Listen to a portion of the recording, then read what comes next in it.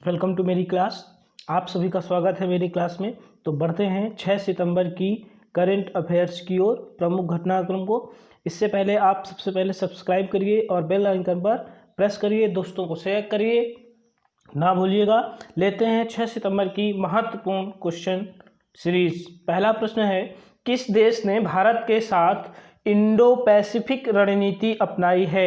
A Germany, B France, C Italy और D इनमें से कोई नहीं। तो किस देश ने भारत के साथ इंडो पैसिफिक रणनीति अपनाई है? इंपॉर्टेंट है।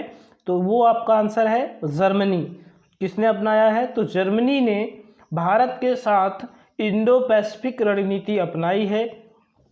यह समुद्र तथा आपदा जोखिम पर मिलकर एक साथ कार्य करेंगे। तो इम्पॉर्टेंट क्वेश्चन है, आप इसे याद रखिएगा। जर्मनी आंसर इसका। अब जर्मनी से संबंधित कुछ तथ्यों के बारे में हम बात करें तो जर्मनी की राजधानी तथा सबसे बड़ा नगर बर्लिन है। कौन सा है? बर्लिन है। यहाँ की मुद्रा ड्यूस मार्क, यहाँ की मुद्रा क्या है? ड्यूस मार्क है। परंतु अब इसने यूरो मुद्रा को अपना लिया है। यूरो मुद्रा यूरोपीय संघ की एक साझा मुद्रा है जिसे कुल मिलाकर 19 देशों ने अब तक अपना रखा है, और 19वां देश आपका लिथुआनिया था जिसने यूरो मुद्रा अपनाई थी। तो कुल मिलाकर कितने देश हैं जहां पर यूरो मुद्रा संचालित है? 19 देश है, और 19वां देश कौन सा था? लिथुआनिया था। जर्मनी की पहले मुद्रा ड्यूस मार्क थी और वर्तमान समय में यूरो है। जर्मनी यूरोप का सर्वाधिक जनसंख्या वाला, आबादी वाला देश है। यहाँ की जो चांसलर हैं एंजेला मर्केल हैं। इम्पोर्टेंट है, बहुत इम्पोर्टेंट है। राष्ट्रपति फ्रैंक वाल्टर स्टीनमेयर हैं। राष्ट्रपति कौन है? प्रेसिडेंट फ्रैंक वाल्टर स्टीनमेयर यहाँ के राष्ट्रपति हैं। और पहली मैगजीन विश्व की 1663 में जर्मनी में ही छपी थी। कहाँ छपी थी? जर्मनी में ही छपी थी। जर्मनी में ही हिटलर का जन्म हुआ था। हिटलर जर्मनी का ही शासक था जहाँ पर नाजीवाद, किसका उदय हुआ था? नाजीवाद का उदय हुआ था। ये भी आप याद रखिएगा। अब नक्शे में देख लीजिए आप जर्मनी को। ये आपका जर्मनी है, ये आपका जर्मनी रहा। जर्मनी की राजधानी बर्लिन है। ये आपका पोलैंड रहा, ये नीदरलैंड रहा, बेल्जियम रहा, फ्रांस रहा, स्विट्जरलैंड रहा, ऑस्ट्रिया रहा, स्लोवाकिया रहा, हंगरी रहा, इटली रहा।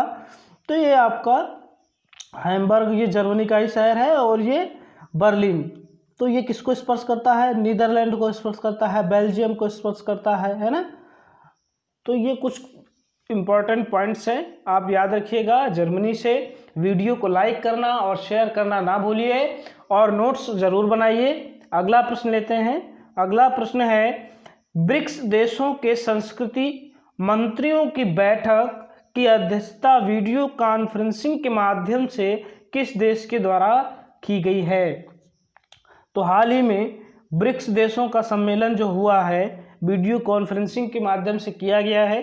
संस्कृति मंत्रियों की बैठक थी।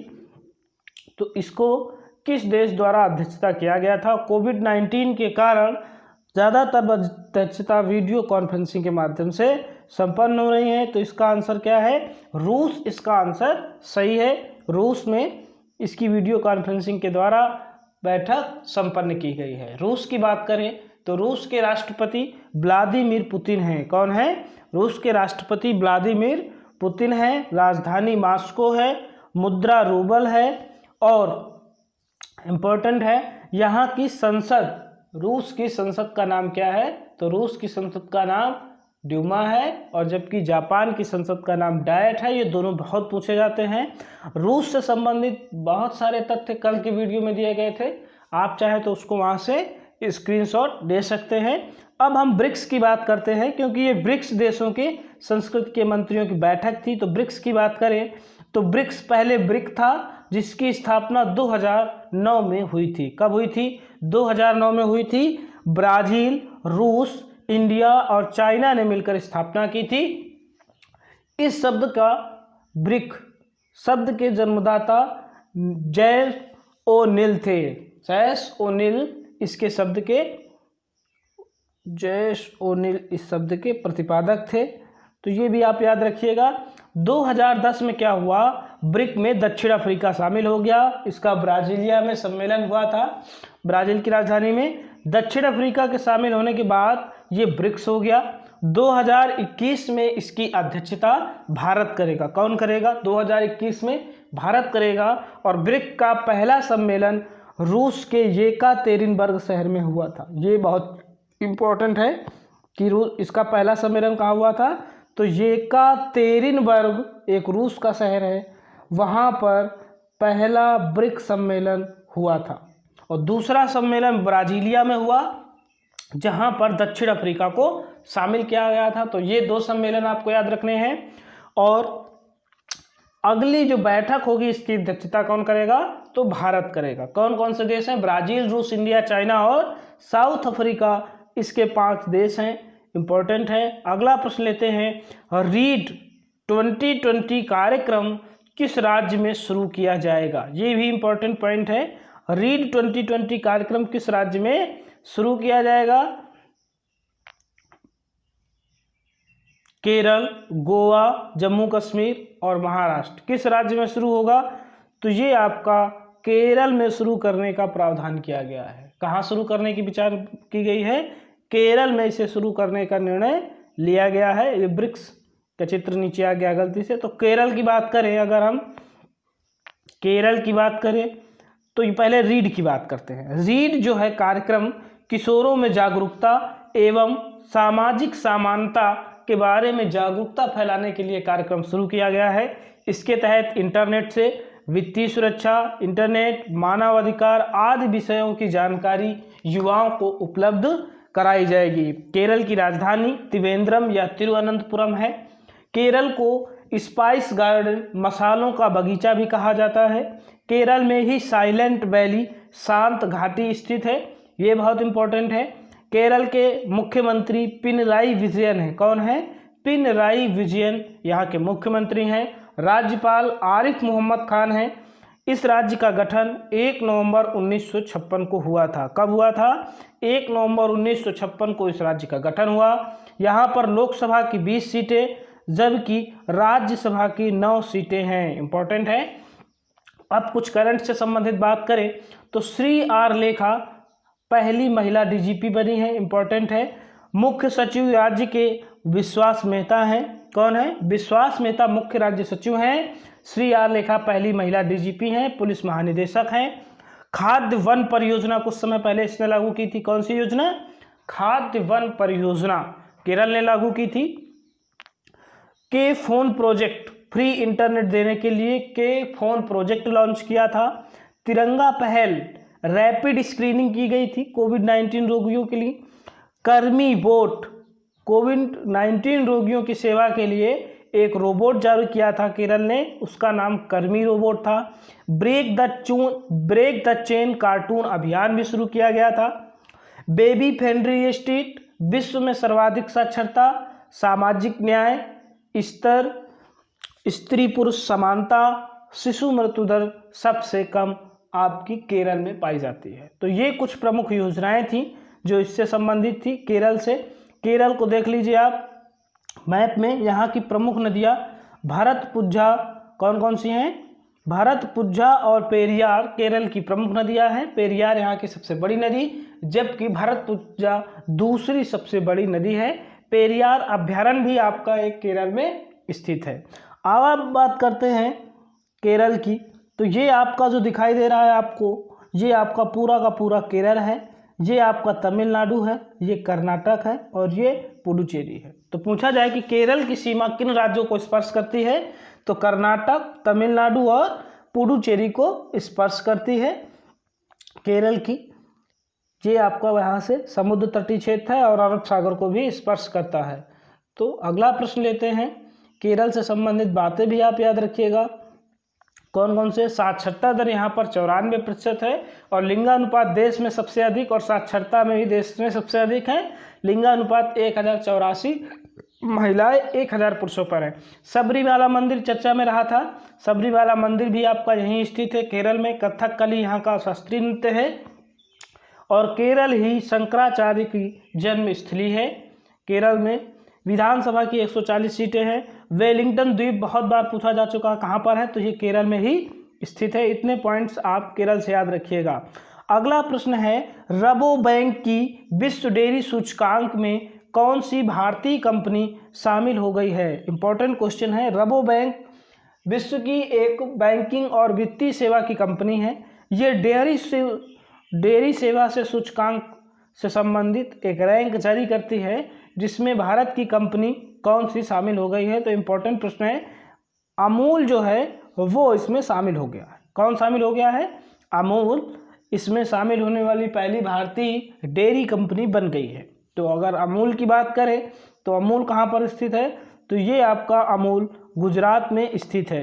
कहाँ स्थित है? अमूल गुजरात के आनंद शहर में स्थित है और इसके प्रबंध निदेशक RS सोरी हैं। First Indian dairy company to be part of इसका बन गई है।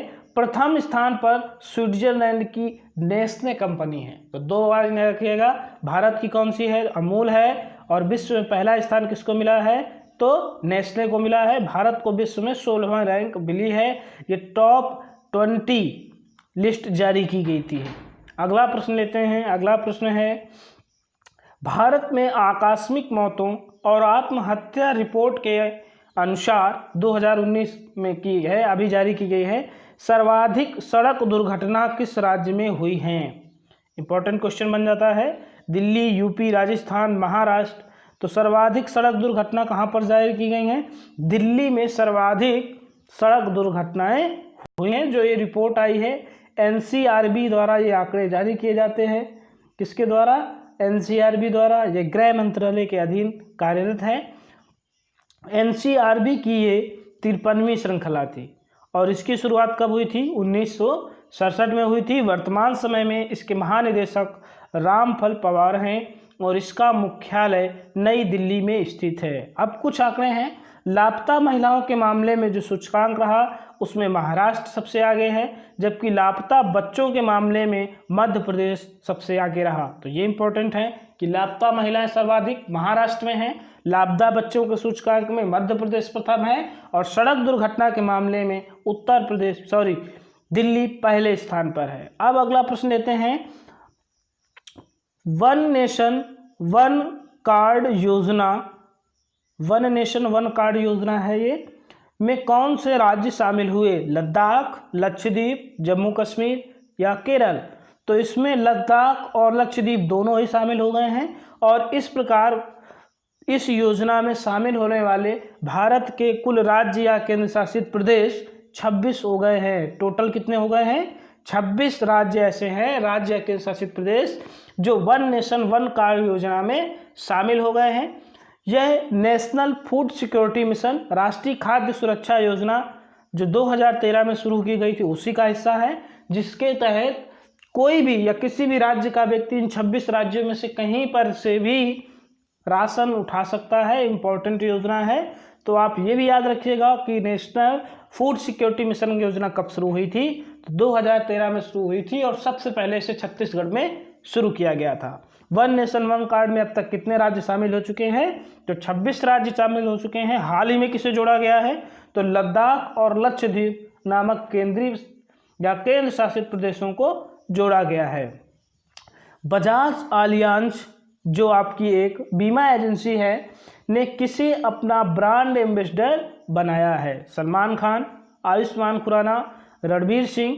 तो इन्होंने किसे बनाया है? तो इन्होंने आयुष्मान खुराना को अपना ब्रांड एम्बेसडर बना दिया है। ये एक निजी क्षेत्र की बीमा कंपनी है। तो याद रखिएगा कि आयुष्मान खुराना को किस कंपनी ने अपना ब्रांड एम्बेसडर बनाया है? तो बजाज आलियांज ने इन्हें अपनी कंपनी का ब्रांड एम्बेसडर बनाया है और यह एक निजी क्षेत्र की बीमा कंपनी है। कौन सी कंपनी भैया?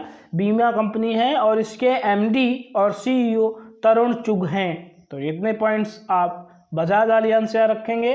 अगला प्रश्न है, आई रखवाली ऐप किस राज्य द्वारा शुरू किया गया है? आई रखवाली ऐप किस राज्य द्वारा शुरू किया गया है? A Punjab, B Tamil Nadu, C Kerala, D Goa. तो इस योजना को पंजाब ने शुरू किया है। किस योजना? इस योजना को कहाँ शुरू किया गया है? पंजाब राज्य में शुरू किया गया है। आई रखवाली योजना या ऐप का प्रमुख उद्देश्य क्या है? हरियाली बनाए रखना एवं पर्यावरण संरक्षण के लिए कार्य करना। तो ये पर्यावरण संरक्षण और हरियाली के लिए शुरू की गई एक योजना है, इंपॉर्टेंट है, इसे आप याद रखिएगा। किस राज्य द्वारा शुरू किया गया है?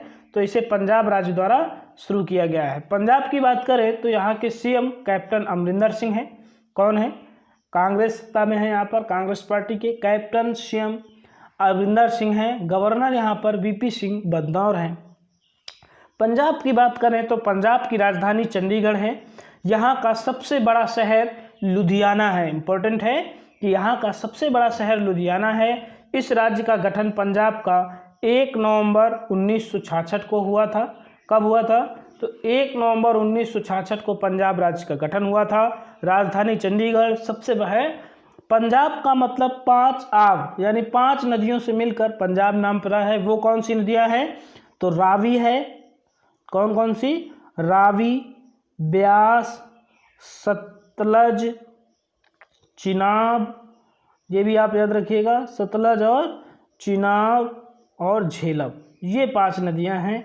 आप इन्हें लिख लीजिएगा, रावी, ब्यास, सतलज, चिनाब, झेलम। इन्हीं 5 नदियों के नाम पर इसका नाम पंजाब पड़ा है। यहाँ पर विधानसभा की 117 सीटें हैं। कितनी हैं? विधानसभा की कितनी सीटें हैं? तो विधानसभा की 117 सीटें, लोकसभा की 13 और राज्यसभा की 7 सीटें यहाँ पर हैं। हरिके वन्यजीव अभ्यारण्य, वीर दोझांस, वीर मोती बाग वन्यजीव अभ्यारण्य भी पंजाब में स्थित हैं। हरिके वन्यजीव अभ्यारण्य बहुत इंपॉर्टेंट है, इसे आप याद रखिएगा। अगला प्रश्न लेते हैं, इंग्लिश प्रो ऐप किस मंत्रालय द्वारा शुरू किया गया है? ए सूचना एवं प्रसारण मंत्रालय, बी शिक्षा मंत्रालय, सी गृह मंत्रालय और डी रक्षा मंत्रालय। तो इसे शिक्षा मंत्रालय द्वारा जारी किया गया है, जिसके तहत इंग्लिश और कुछ विदेशी भाषाएं भी सीखी जा सकती हैं। शिक्षा मंत्रालय इस समय रमेश पोखरियाल निशंक शिक्षा मंत्रालय है हमारे। गृह मंत्री की बात करें तो गृह मंत्री कौन है हमारे इस समय? अमित शाह है। रक्षा मंत्री कौन है?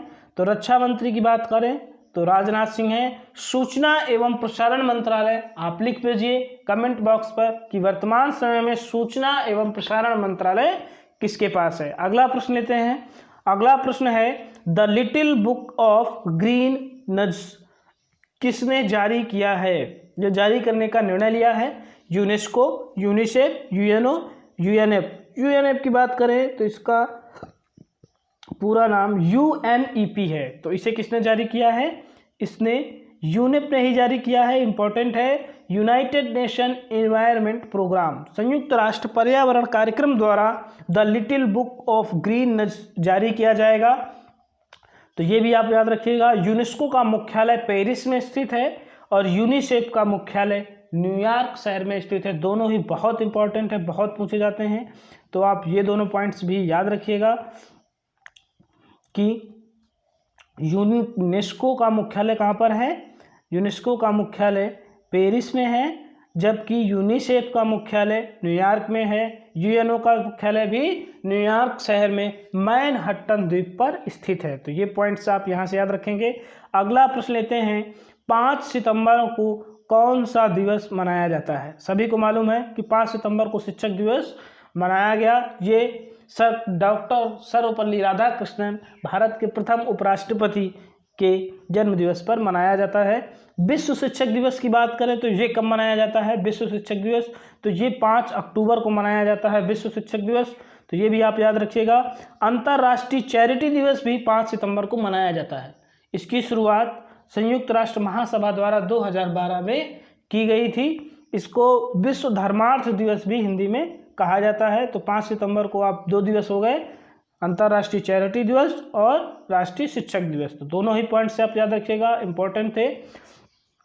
अब हम बात करते हैं, कुछ फैक्ट्स हैं प्रीलिम्स के लिए बहुत इंपॉर्टेंट हैं, या उसकी हम बात कर लेते हैं पॉइंट टू पॉइंट। महाराष्ट्र के अकोला में उद्घाटन किए जाने में चर्चा में रहे भारत एयर फाइबर सेवाएं किस विभाग एवं किस बीमा से संबंधित है? तो ये आपको पॉइंट्स याद रखना है कि भारत एयर फाइबर सेवाएं जो महाराष्ट्र के अकोला में शुरू की गई हैं, किस विभाग और किस सेवा से संबंधित है? तो ये BSNL से संबंधित है और वायरलेस इंटरनेट कनेक्टिविटी प्रदान करना इसका प्रमुख उद्देश्य है। अगली बात करें, बहुत इंपॉर्टेंट है कि हाल ही में किस गैर लाभकारी संगठन के द्वारा virtual gala technology for change कार्यक्रम लागू किया गया है। इंपॉर्टेंट है, virtual gala technology for change कार्यक्रम के माध्यम से भारत में स्कूली बच्चों के मिड डे मील हित 9,50,000 डॉलर जुटाया गया है। तो इम्पोर्टेंट है, अक्षय पात्र ने काम किया है। मिड डे मील की अगर हम बात करें कि मिड डे मील की शुरुआत कब हुई थी, तो सबसे पहले 1995 में यह तमिलनाडु राज्य में शुरू किया गया था। अगला प्रश्न लेते हैं, हाल ही में किस देश ने अश्वेत शख्सियतों महात्मा गांधी, जासूस नूर इनायत खां और मैरी सुकील की उपलब्धियों वाले तस्वीरों व सिक्के जारी करने की योजना बनाई है? तो ब्रिटेन ने बनाई है। नूर इनायत खां के विषय में आपको वीडियो में डिटेल्स बताया गया है, पिछली वीडियो आप देखिएगा। नूर इनायत खां एक जासूस थी ब्रिटेन की, जिनकी इन्हें अभी ब्लू फ्लैग सम्मान से सम्मानित किया गया था। तो ये पॉइंट्स भी आप याद रखिएगा। अगला प्रश्न है, हाल ही में दुनिया में चर्चा में रहे सबसे ऊंचे पुल का निर्माण किस नदी पर किया जा रहा है और यह कहां पर स्थित है?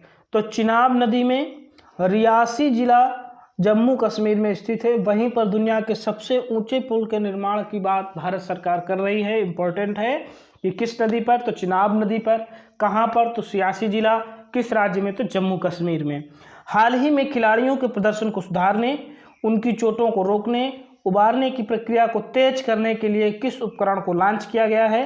तो उस उपकरण का नाम है SDE, स्पोर्ट्स डायनेमिक्स इक्विलिब्रियम। तो इसे आप याद रखिएगा, उस उपकरण का नाम क्या है? स्पोर्ट्स डायनामिक्स इक्विलिब्रियम नामक जो ये उपकरण है, ये चोटों को उभारने में मदद करेगा और ये खिलाड़ियों के लिए शुरू किया गया है। अगला प्रश्न है, सरकार के निर्देशक से बफर स्टॉक बनाने हेतु प्याज की खरीद से चर्चा में रहे नौफेड की स्थापना कब और किस उद्देश्य से की गई थी? तो इसकी स्थापना 1958 में की गई, कृषि उत्पादों के सहकारी विपणन अर्थात मार्केटिंग हेतु की गई थी। इंपॉर्टेंट है। अगला प्रश्न है, संयुक्त राष्ट्र के जलवायु कार्यकर्ता के समूह में शामिल होने वाली अर्चना सोरेन सोंग, बहुत इंपॉर्टेंट है, अर्चना सोरेन सोरेन का जलवायु संरक्षण के लिए किस कार्य की जिम्मेदारी दी गई है? तो संयुक्त राष्ट्र के जलवायु कार्यकर्ताओं के समूह में अर्चना सोरेन सोरेन को जलवायु संरक्षण के लिए कौन सी जिम्मेदारी मिली है? तो विभिन्न स्वदेशी समुदायों के पारंपरिक ज्ञान का दस्तावेजीकरण करना है। विभिन्न स्वदेशी समुदायों के परंपरागत ज्ञान, उनकी संस्कृति को एक दस्तावेजी रूप प्रदान करना है। अगला पॉइंट्स है, भारत द्वारा शिक्षण संस्थानों में चीन से जुड़े किस संस्थान की गतिविधियों की समीक्षा किए जाने का निर्णय लिया गया है और इसका क्या अर्थ है? तो कन्फ्यूशियस जो संस्थान है चीन का, उसका निर्णय लिया गया है और चीनी भाषा एवं प्रकृति का जो संस्कृति का प्रचार करती है उस पर निर्णय लिया गया है। अगला प्रश्न देखिए, अगला जो प्रश्न है, स्वामी विवेकानंद सांस्कृतिक केंद्र द्वारा चर्चा में रहे बाउल क्या है? प्रश्न पूछा गया है कि ये बाउल क्या है? तो ये पश्चिम बंगाल और बांग्लादेश में आध्यात्मिक लोक गायन और सांस्कृतिक विरासत सूची में शामिल है, वही है। क्या है? यह एक प्रकार का आध्यात्मिक लोक गायन है बाउल। इसे यूनेस्को के सांस्कृतिक विरासत सूची में भी शामिल किया गया है। इंपॉर्टेंट है, इसे आप याद रखेंगे। अगला प्रश्न है, ड्रोन परिचालन प्रणालियों का विनिमय किस संस्था के द्वारा जारी किया जाता है? तो ये नागर विमानन सुरक्षा ब्यूरो एसोसिएशन द्वारा जारी किया जाता है। किसके द्वारा? नागर विमान सुरक्षा एसोसिएशन द्वारा ये जारी किया जाता है। अगला प्रश्न है, संशोधित नागरिकता कानून CAA के अतिरिक्त समय की मांग से चर्चा में रहे किन धार्मिक समुदायों को नागरिकता प्रदान की गई थी? तो हिंदू, सिख, जैन, ईसाई, बौद्ध और पारसियों को संशोधित नागरिकता कानून के तहत नागरिकता प्रदान की गई थी। तो इम्पोर्टेंट्स है, आप इन पॉइंट्स को भी याद रखिएगा।